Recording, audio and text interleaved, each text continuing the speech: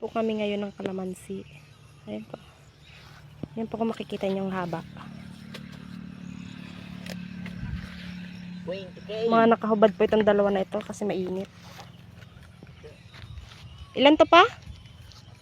20K. 20K daw po ito lahat. Itong ibabadid namin na kalamansi.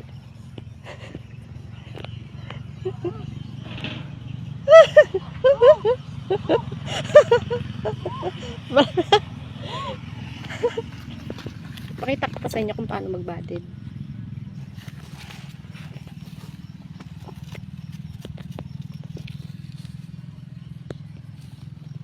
Ayan po, itatanggal yung mata.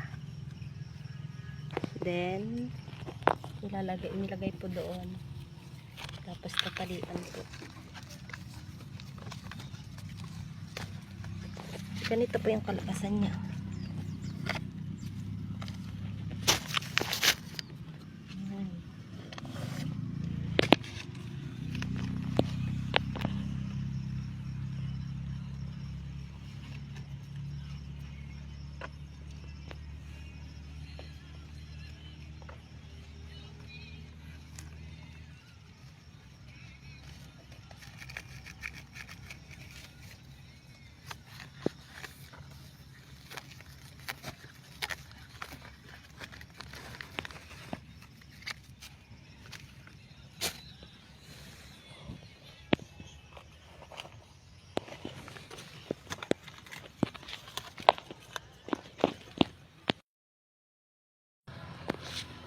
Ito po yung stick na ginagamit namin.